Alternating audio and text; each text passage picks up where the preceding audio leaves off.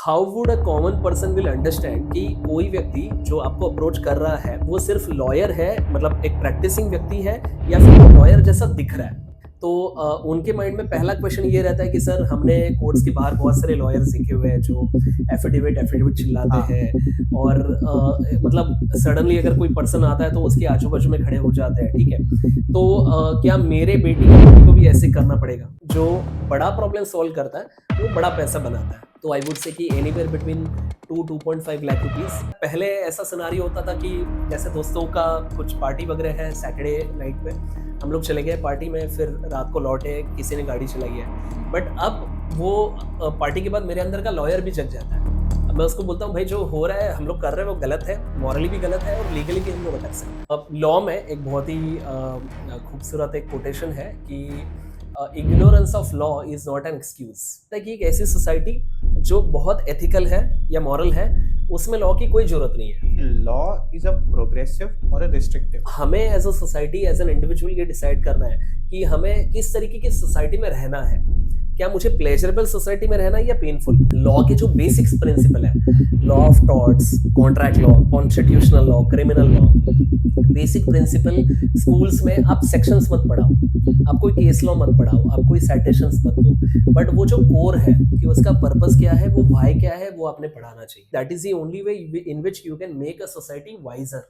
अगर मंडे के दिन बेल एप्लीकेशन है, उसका पैसा कम लूंगा। फ्राइडे के दिन बेल एप्लीकेशन है तो ऑब्वियसली उसके चार्जेस ज्यादा रहेंगे। द रीजन इज कि अगर वो नहीं हुआ उस दिन, इतना वो क्रिटिकल है कि वो 2 दिन अंदर उसको निकालना है। ये चीज बीएनएस में, सीआरपीसी में कहीं पे दी नहीं। कार कंपनी है, ठीक है, ऑटोमेटिक कार है, और अगर उससे एक्सीडेंट होता है, आप किसके ऊपर एफआईआर दर्ज करोगे? वो ड्राइवरलेस कार है, तो जिसने सेंसर लगाया उसके ऊपर एफआईआर जाएगी, या फिर जिसने क्वालिटी कंट्रोल नहीं किया सही तरीके से उसके ऊपर जाएगी, या फिर कंपनी के मालिक के ऊपर। कि लॉ का चश्मा लगाइए और टेक्नोलॉजी की तरफ देखिए।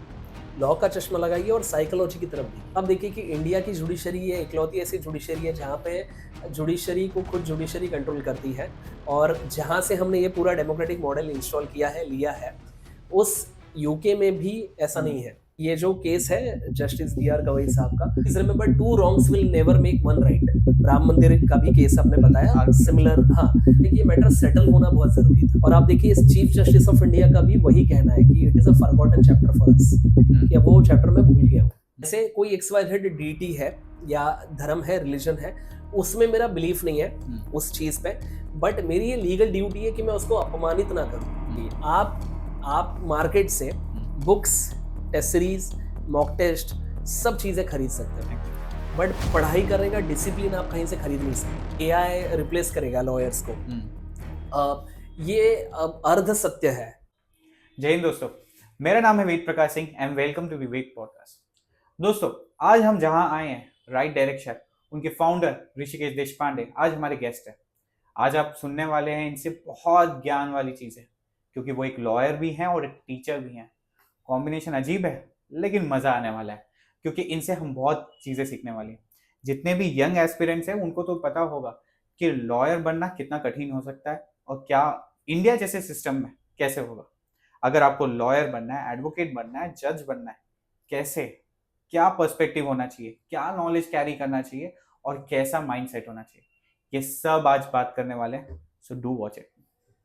इंडिया में तो एक एक बातें हैं कि 3 चीजों से दूर भागते हैं। एक तो है पुलिस, जी हाँ, एक तो है डॉक्टर और करेक्ट, एक है लॉयर। करेक्ट। और आपने तो एज अ लॉयर प्रोफेशन ही चूज किया, जी हाँ। तो ये कैसे आया? तो क्या था कि पहला जो एजुकेशन मैंने लिया था वो इंजीनियर था, और एज यू सेड राइटली कि कोई डरता नहीं था।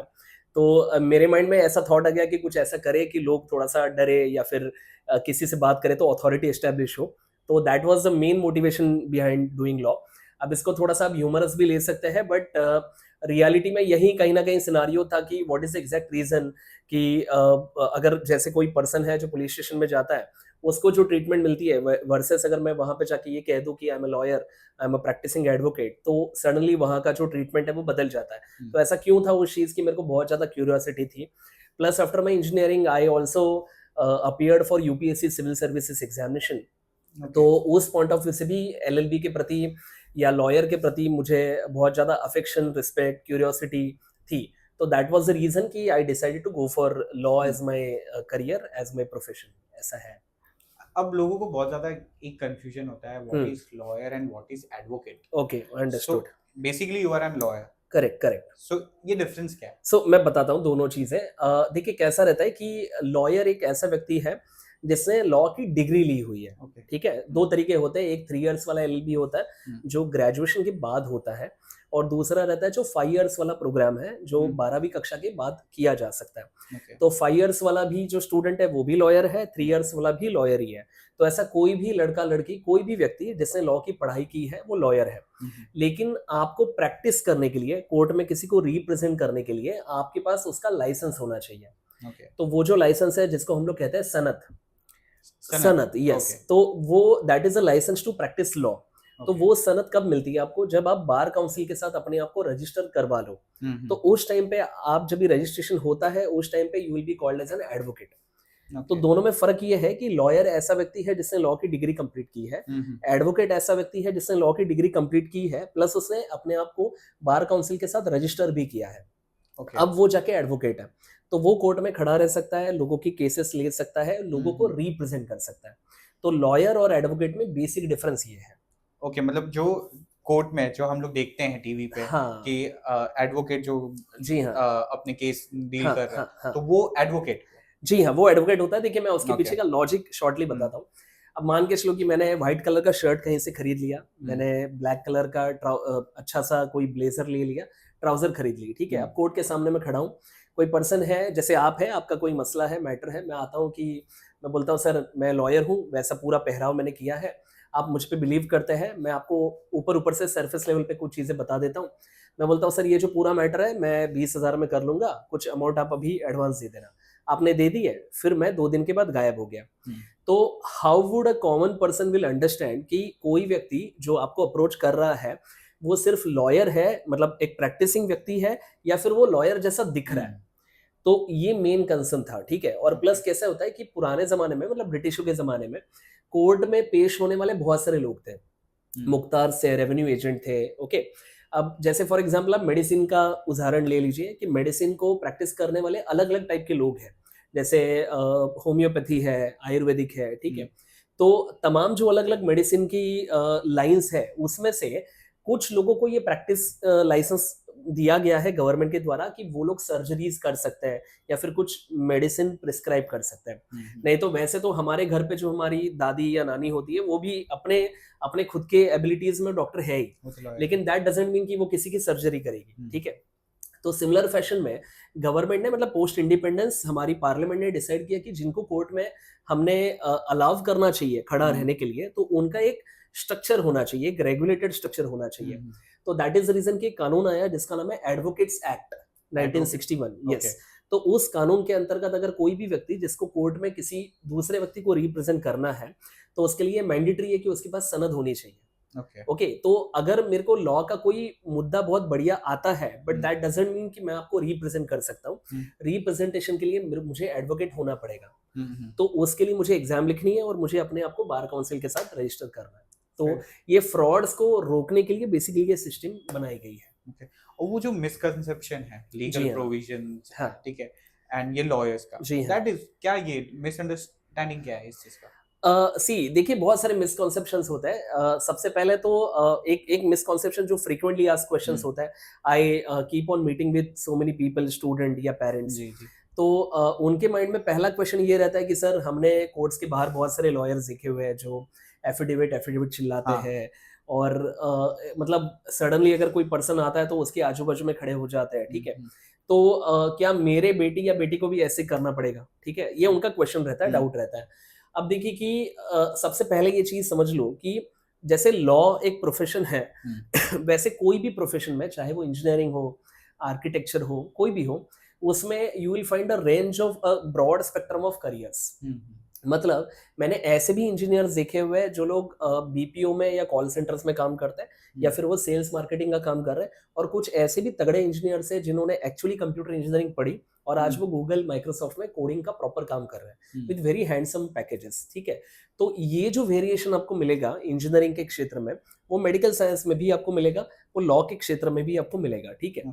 लेकिन ध्यान रखिए कि behind every one such lawyer जो कि कोर्ट के सामने एफिडेविट करके चिल्ला रहा है, उसके पीछे एटलीस्ट 2 ऐसे लॉयर्स हैं जो बीकेसी में या किसी कॉर्पोरेट ऑफिस में बैठे हुए हैं, और उनकी मुलाकात करने के लिए आपको अपॉइंटमेंट लेनी पड़ती है, और उनका घंटे के हिसाब से मीटर चलता है। मतलब जितने समय के लिए आप उनसे बातचीत करोगे, चाहे आपका केस उसका नतीजा निकले ना निकले, but the only discussion will cost you some amount of money. तो ऐसे भी लॉयर्स हैं, ठीक है। तो ये जो ब्रॉड स्पेक्ट्रम है, उसके लोअर एंड की तरफ आप मत देखना, हायर एंड की तरफ देखना। तो मतलब आपको एक एवरेज निकालना है। तो अल्टीमेटली डिपेंड्स कि आप कितने स्किल्ड है, आप कितनी चीजों को ऑब्जर्व करते हैं, आपका डॉक्यूमेंटेशन कितना बढ़िया है, इसके ऊपर बहुत सारी चीजें डिपेंडेंट रहती है। तो आई गेस ये एक फ्रीक्वेंटली आस्क्ड क्वेश्चन है, तो वो मैंने आंसर किया।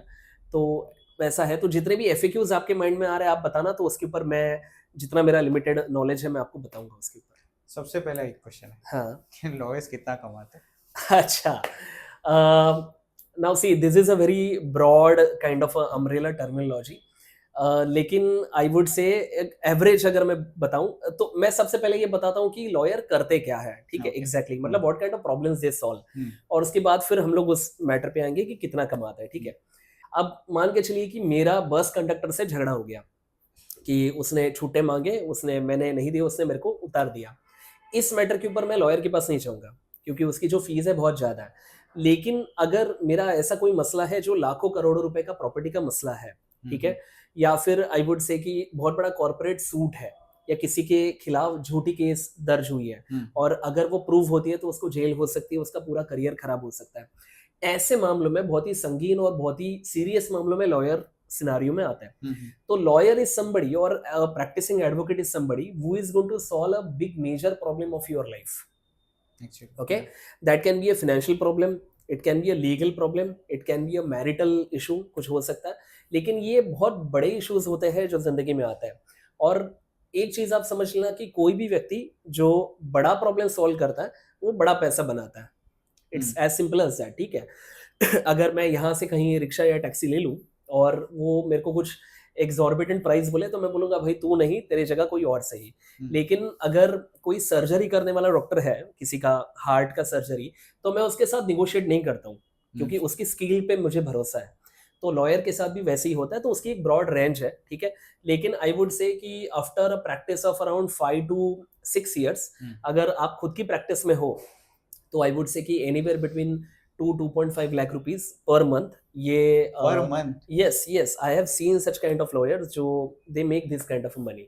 बट ऐसा नहीं है कि आप देखिए कि अगर आपकी एलएलबी की डिग्री आज हो गई और 30 जून को आपके रिजल्ट आए और 1 जुलाई से आपको तुरंत कॉल्स आना शुरू हुआ कि अरे सर मेरी केस ले लो, ऐसे नहीं होता है। आपको मार्केट में रेपुटेशन बिल्डअप करना पड़ता है, स्किल्स बिल्डअप करने पड़ता है।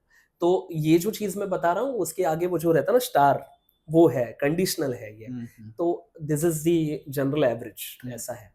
तो आपको ऐसा लगता है कि आपकी जिंदगी में लॉ ने एक करियर ही आपका अलग चेंज कर दिया है, या फिर आपके नजरिया बदल दिया है लॉ ने? The way I interact and behave with people, and चीजों की तरफ देखने का नजरिया पूरा बदल गया। आई वुड से पर्सपेक्टिव बदल गया।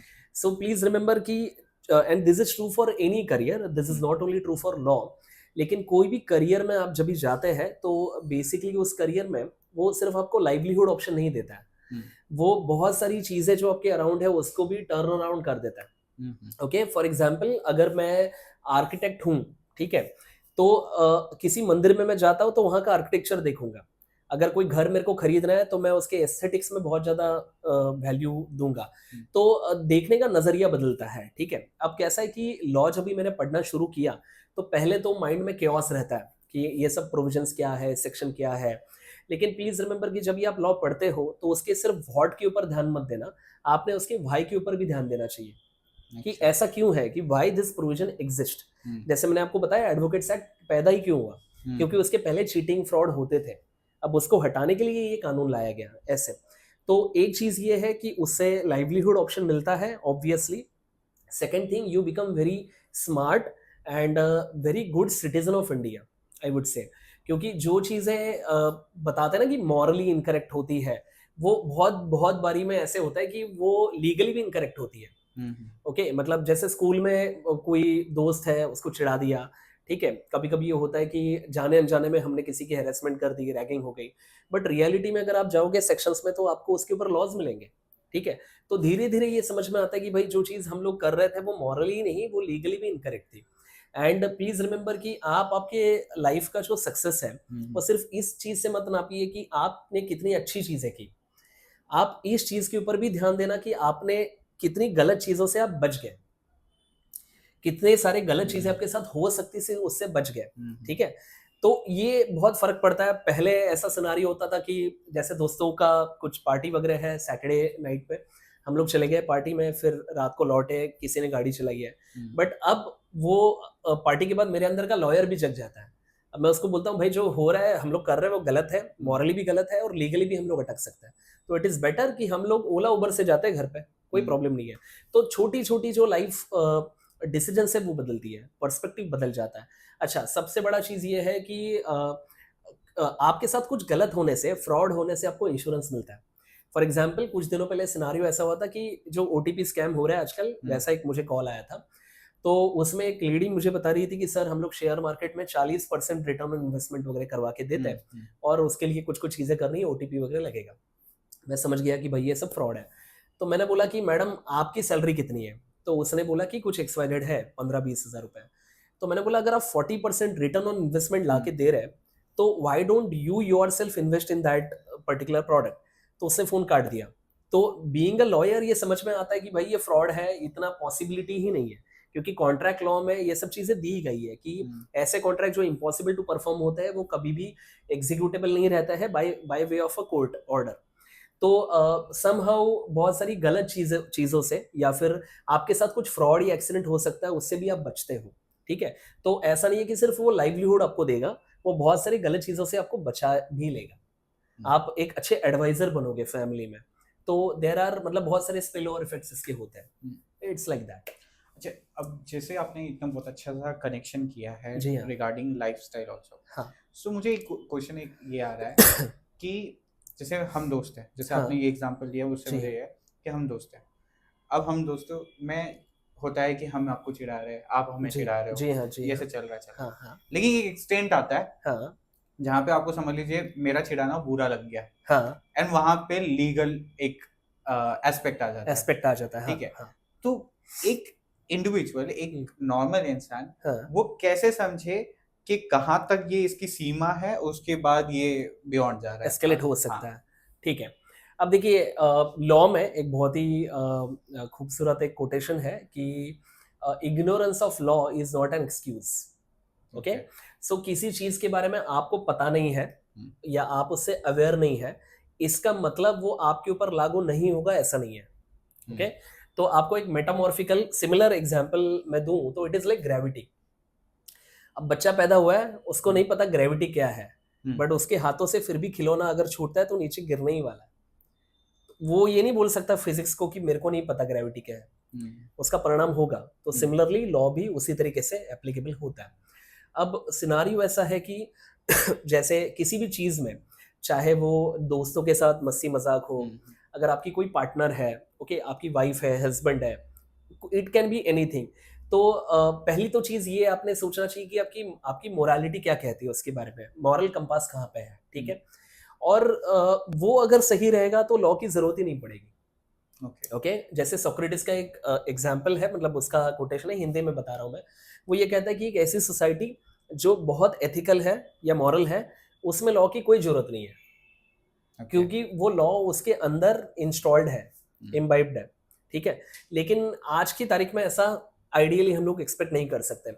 तो मुझे ये लगता है कि किसी भी सिनारियो में, चाहे वो दोस्तों के साथ मजाक हो या फिर आप किसी अपोजिट जेंडर को अप्रोच कर रहे हो, लड़का लड़की को या वाइस वर्सा, वहां पे ये समझ में आना चाहिए कि अगर सामने वाले व्यक्ति से कहीं से उस चीज को रेजिस्टेंस आ रहा है, वो उससे कंफर्टेबल महसूस नहीं है, आपने वहां पे रुकना चाहिए।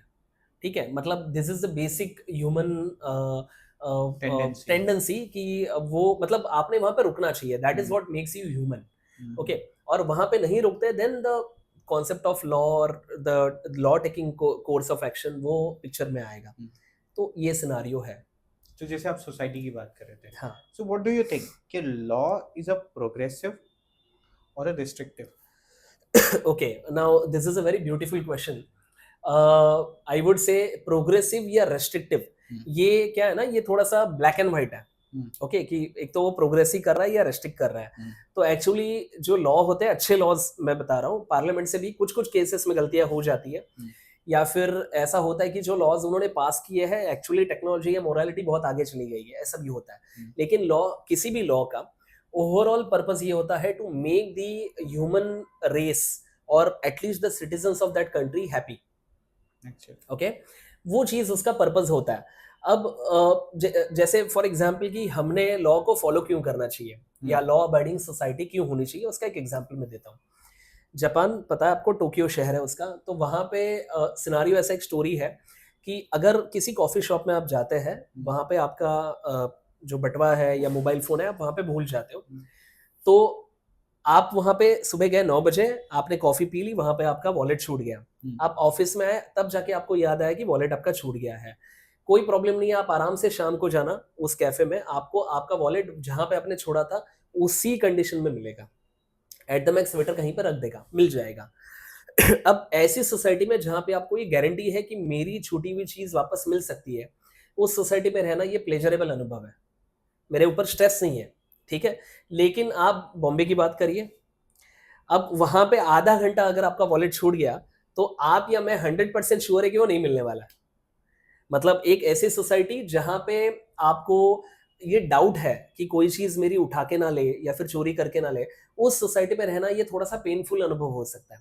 ओके, मुंबई वाला जो एग्जांपल है, मैंने बस ऐसे ही दे दिया, नॉट रियली कि I have been born and brought up in Mumbai, but India और जापान की कंपैरिजन करते वक्त ये चीज हम लोग कह रहे हैं. तो ऐसे सोसाइटी में रहना would be a painful experience rather than pleasurable experience. वो है जहां पे क्राइम रेट बहुत कम है. तो हमें as a society, as an individual, ये डिसाइड करना है कि हमें किस तरीके की सोसाइटी में रहना है. क्या मुझे प्लेजरेबल सोसाइटी में रहना है या पेनफुल. तो अगर पेनफुल है तो भैया मोरालिटी, एथिक्स वगैरह छोड़ दो, लॉ के बारे में सोचो मत. फिर वो पेनफुल है आपके लिए भी, मेरे लिए भी. और प्लीज रिमेंबर, लॉ फॉलो ना करने की वजह से जो पेन होता है वो सिंगल पेन नहीं होता है, डबल पेन होता है. ओके, मतलब विक्टिम को भी पेन है, जैसे आपने वॉलेट छोड़ दिया, मैंने उठा लिया, आपका लॉस हो गया कैश का, आप भी अनहैप्पी है. सीसीटीवी में मैं पकड़ा गया, फिर एफआईआर हुई, फिर मेरे को 2 महीने 2 साल की जेल हुई, मेरे को बेल का पैसा भरना पड़ा, मतलब मैं भी अनहैप्पी हूँ. मतलब अनहैप्पीनेस मल्टीप्लाई हो रहा है. लेकिन अगर मैं लॉ को फॉलो करूंगा तो हैप्पीनेस भी मल्टीप्लाई हो रहा है.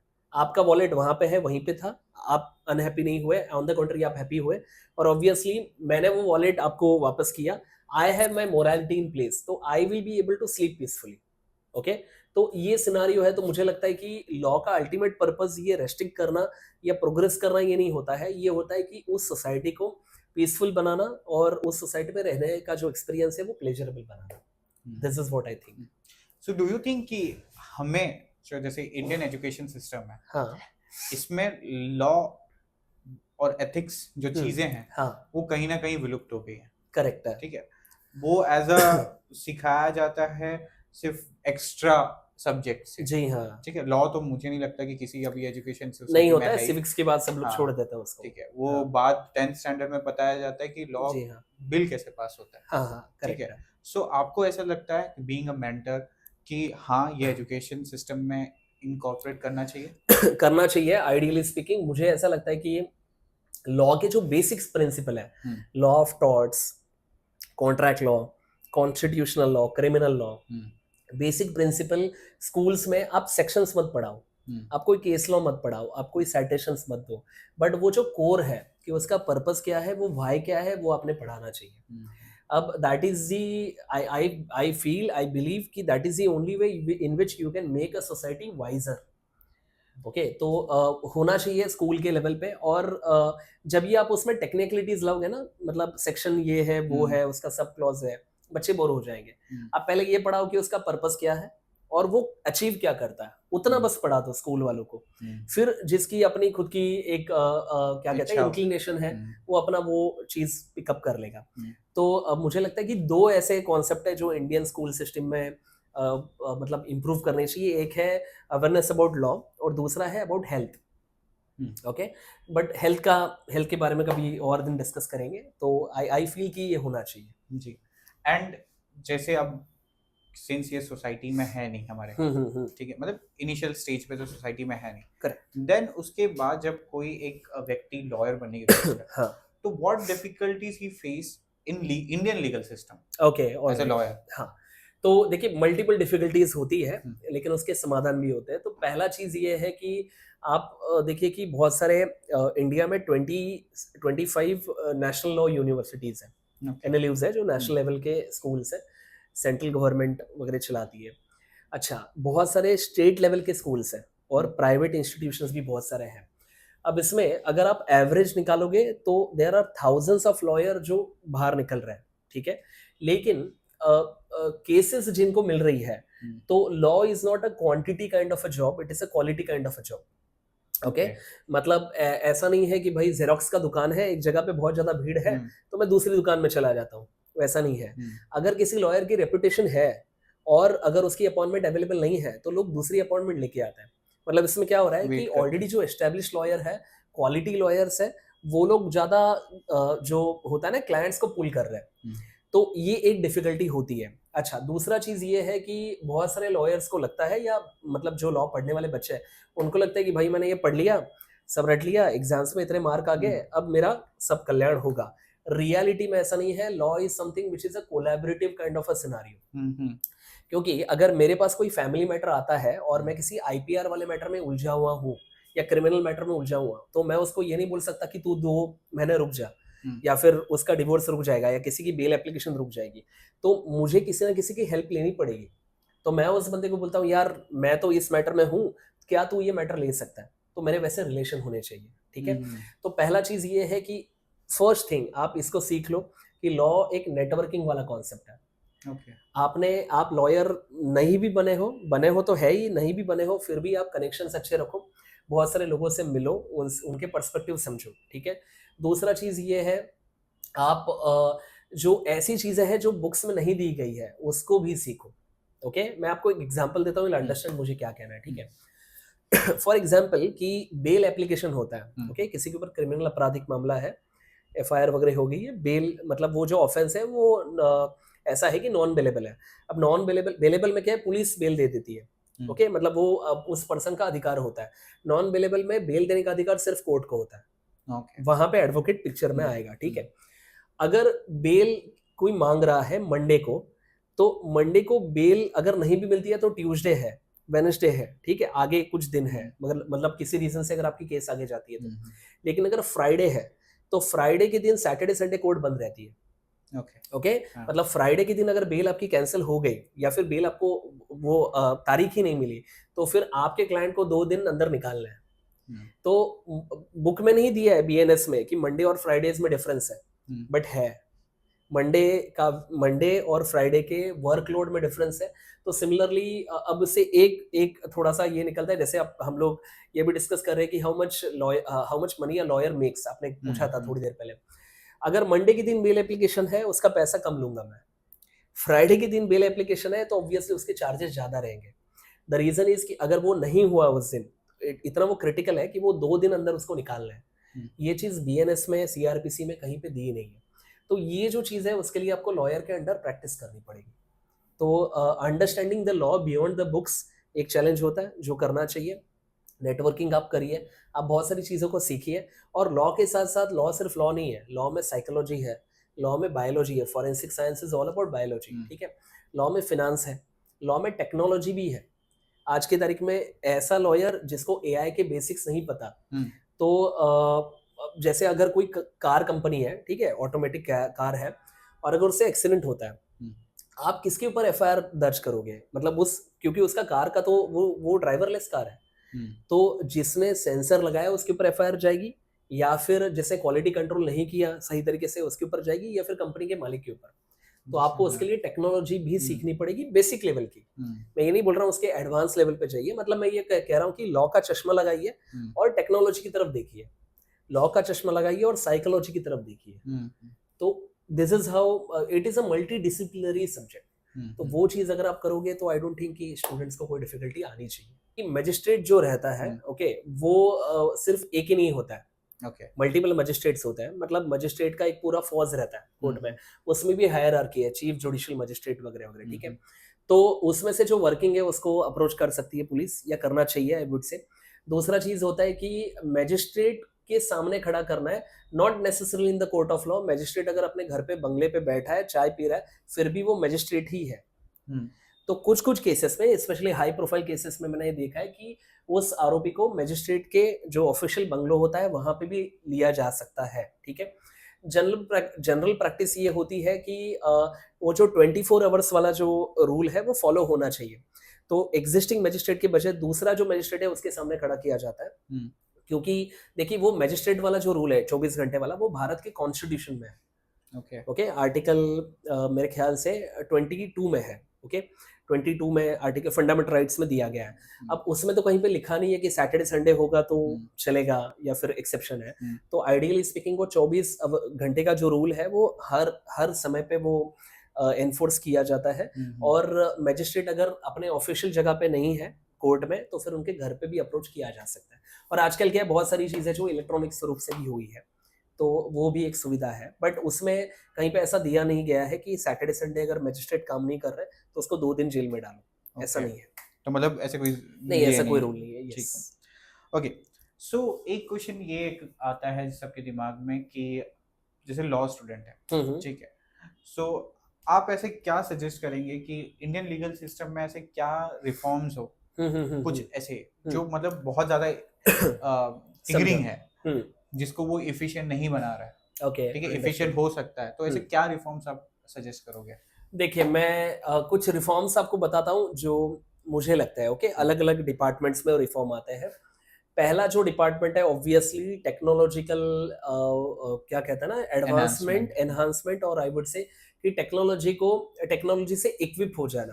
ओके। ओके, बेसिक चीज है। जैसे आप देखिए कि आजकल वीडियो कॉल्स बड़े आसान हो गए हैं। हम्म, तो हायर कोर्ट जो है, हायर जुडिशरी जो है, हाई कोर्ट से सुप्रीम कोर्ट है, उसमें मतलब टेक्नोलॉजी को एडप्ट करने का जो स्पीड है वो अच्छा है। लेकिन अभी भी मास जुडिशरी अभी भी लोअर जुडिशरी है। हम्म, बहुत सारे करोड़ों केसेस सबके लोअर जुडिशरी में है, सेशंस जी, कोर्ट में है, डिस्ट्रिक्ट कोर्ट में है, फैमिली कोर्ट्स में। वहाँ पे ये चीज़ नहीं है। अब देखिए, गवर्नमेंट बजट सैंक्शन कर देती है कि इतने कंप्यूटर्स लाओ, ये करो। बट कभी कभी ये होता है कि यार कंप्यूटर है, वाईफाई अभी तक ऑन नहीं है, वाईफाई का पासवर्ड जज साहब को पता नहीं है, होता है ऐसा। हम्म, ठीक है। कुछ कुछ केसेस में ऐसा है कि वो जो लैन की वायर है 1 मीटर लाई है, और जो जज साहब बैठे 5 मीटर की दूरी पे बैठे हैं, वो वायर चलती नहीं है। छोटी छोटी चीज़ है, बट उससे जो है जस्टिस अटक जाता है। तो ये चीज़ से मतलब technological adaptation, this is the first thing. दूसरा चीज़ ये है कि मुझे ऐसा लगता है कि गवर्नमेंट की तरफ से जो बजट है, एलोकेशन, या फिर आई वुड से कि जुडिशरी भी जो पैसे चार्ज करती है, हम्म, लीगली स्पीकिंग, जैसे अगर आप कोई सिविल मैटर आपने किया दर्ज, तो आपको कोर्ट फी देनी पड़ती है। तो वो थोड़ा सा स्लाइटली एनहांस करे, कोई प्रॉब्लम नहीं है उसमें। थोड़ा सा जहाँ पे मैं 10 रुपये दे रहा हूँ, 100 रुपये दे रहा हूँ, मैं 200 देने के लिए रेडी हूँ। लेकिन अगर मैं कहीं पे 2 घंटा बैठा हूँ तो वहाँ पे एसी हो, ठीक है, वहाँ पे मेरा एक जो केसेस के वो रजिस्टर्स आते हैं, एनवायरनमेंट रहे। हाँ, तो वो सब चीज़ें व्हाट्सएप पे आए, हम्म, तो ये उतना उसके उसके लिए क्लाइंट क्लाइंट ही कहेंगे हम लोग, एक्चुअली वो हम्म, लिटिगेंट होता है। लेकिन वो लोग ज़्यादा पैसे देने के लिए भी रेडी होते हैं। ओके, तो मतलब उनको कोई दिक्कत नहीं होनी चाहिए, ऐसा मुझे लगता है। तो फाइनेंशियली स्पीकिंग थोड़ा सा ज़्यादा चार्ज करे, बट अपने सर्विसेज को बहुत बेहतरीन बनाए। ओके, तीसरा चीज सबसे इंपॉर्टेंट है कि इसमें ट्रांसपेरेंसी की जरूरत है।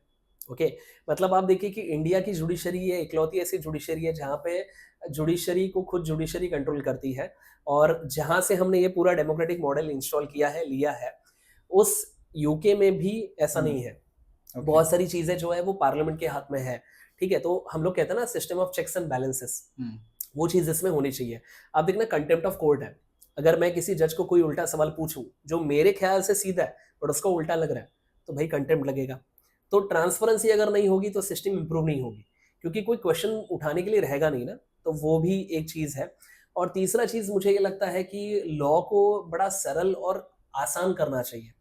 It should be easy. मतलब आप देखिए कि पुराने जमाने में जब भी चैट जीपीटी वगैरह नहीं था, हम्म, उस टाइम पे कंप्यूटर का कोड लिखना या सिंटैक्स लिखना वाज अ स्किल, कि भाई ये प्रोग्रामर है, ये कोडर है। हम्म, मतलब उसकी सैलरी भी अच्छी अच्छी होती थी और उसकी इज्जत भी अच्छी होती थी। हम्म, ठीक है, बट एआई चैट जीपीटी से क्या हो गया कि मुझे अगर कोई छोटा सा एप्लीकेशन बनाना है, मेरे को सिंटैक्स नहीं आता, बट मैं प्रॉम्प्ट दे दूंगा, वो मेरे को पूरा कोड लिख के दे देगा। हम्म, एआई से या चैट जीपीटी, जेमिनी, ये सब टूल से टेक्नोलॉजी को इस्तेमाल करना बहुत आसान हुआ है। हम्म, तो सिमिलरली ये चीज अभी तक लॉ में हुई नहीं है।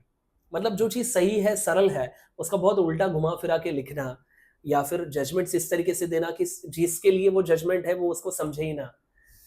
ओके, तो this has to be improved. तो आई आई बिलीव कि स्पीड बढ़ना चाहिए, टेक्नोलॉजी से वो होगा, ठीक है। इंटेंट है उनके पास, बट एबिलिटी बढ़ाने के लिए टेक्नोलॉजी लगेगी। दूसरा है कि फाइनेंशियली थोड़ा सा ज़्यादा रिसोर्सफुल रहे तो बेटर होगा। और तीसरा जो ये चीज़ मैंने बताया, ठीक है, कि बेसिकली मतलब इसमें और भी बहुत सारी चीज़ें ऐड हो सकती है, बट प्राइमा फेशी मुझे लगता है कि लॉ को सरल बनाना, ईजी बनाना, ये दी मोस्ट इम्पोर्टेंट पार्ट है। ऐसा है।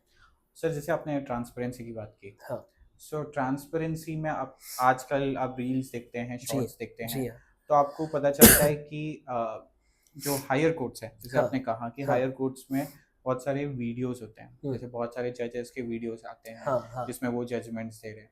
तो डू यू थिंक कि ये वीडियोस चालू होने की वजह से जजेस भी रेस्ट्रिक्ट हो जाते हैं कोई भी जजमेंट देने को, या जी फिर हाँ, एक ऐसा भी सिनेरियो देखा है कि जज इज टेकिंग अ लाइमलाइट उसका, करेक्ट, करेक्ट। कि एक ऐसा जजमेंट पास कर दो कि जिसमें वो दिख ही जाए पूरा। हाँ, अब देखिए कि यूपीएससी जब मैं पढ़ रहा था, सिविल हम्म, सर्विसेज, तो उसमें एथिक्स नाम का एक पेपर होता था। हम्म, उसमें कॉन्सेप्ट है कि एनोनिमिटी होनी चाहिए सिविल सर्वेंट की, और जज भी एक तरीके से सिविल सर्वेंट ही है। हालांकि वो जुडिशरी का हिस्सा है, बट वो है सिविल सर्वेंट ही। हम्म, अब उसकी एनोनिमिटी अगर चली गई तो उसके कुछ थोड़े बहुत प्रोज है, बहुत सारे कॉन्स भी है, हम्म, ठीक है।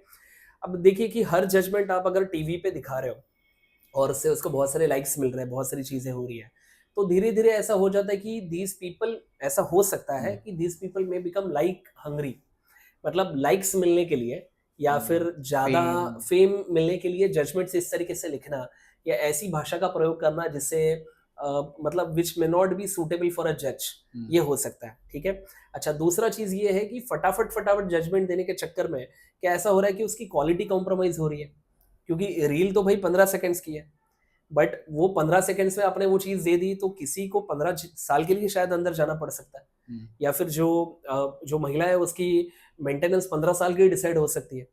तो judgement is not just about quantity, it is also about quality, ठीक मोर है। In quality. More it's also about quality rather than more about quality. मतलब किसी चीज को 2 महीने की जगह 3 महीने लगे तो चलेगा, लेकिन आप उसको सिर्फ रील में, यूट्यूब शॉर्ट्स में कैप्चर नहीं कर सकते।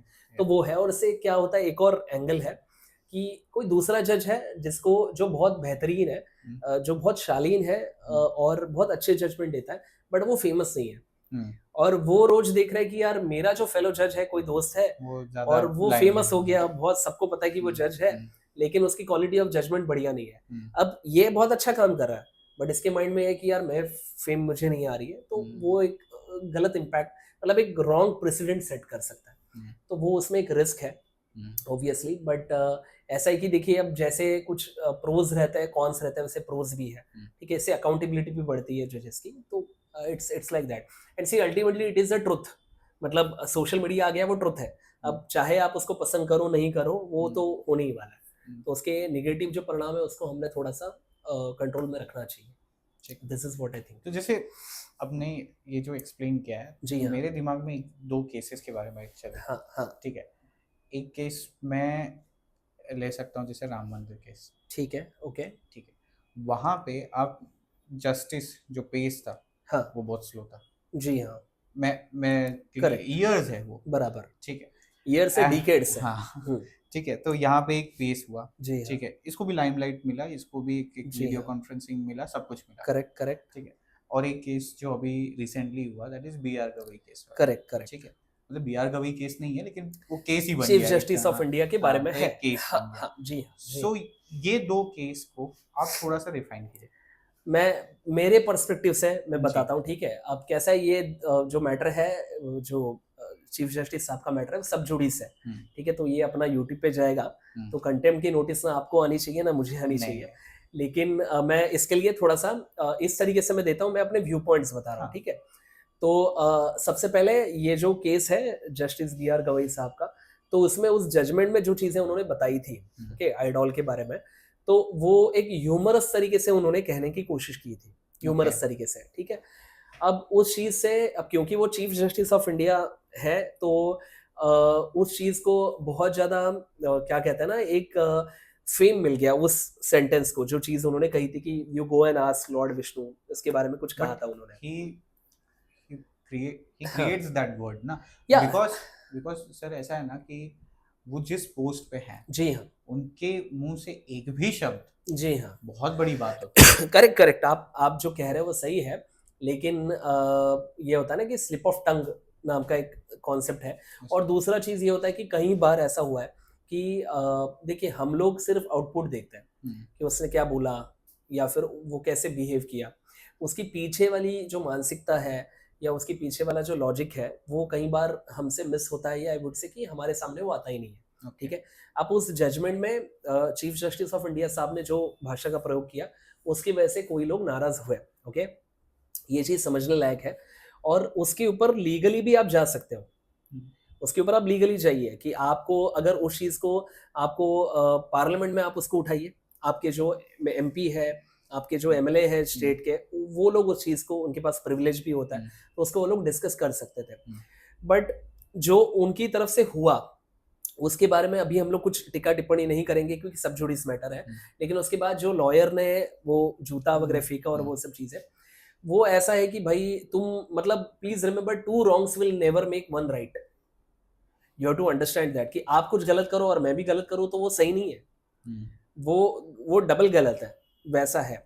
अब इस केस में जो जूता वगैरह उठा के ये सब चीजें की है, पर्सनल लेवल पे उसका भी नुकसान हुआ, उसका लाइसेंस कट गया, ठीक है, कंटेम्प्ट के मैटर शुरू हो गए। और दूसरा चीज ये है कि उस चीज को बहुत ज्यादा फेम मिल गई। मतलब ऐसे लोग जो लॉ के स्टूडेंट है वो, उन्होंने तो केस पढ़ लिया था लेकिन बाकी लोगों ने वो पढ़ा नहीं था, बट इस मैटर की वजह से वो जो जूता फेंकने वाला चीज है उसकी वजह से बहुतों ने पढ़ लिया। ठीक है, तो वो एक नेगेटिव इम्पैक्ट तैयार कर लिया, मतलब जो चीज मैं नहीं चाहता था वही हुई, वैसा है। ऑब्वियसली देखिए आर्कियोलॉजिकल सर्वे ऑफ इंडिया का रिपोर्ट है उसके बारे में। अब राम मंदिर का भी केस आपने बताया सिमिलर, हाँ, तो उनका रिपोर्ट था कि उसके जो पर्टिकुलरली कॉलम्स थे वो कैसे थे।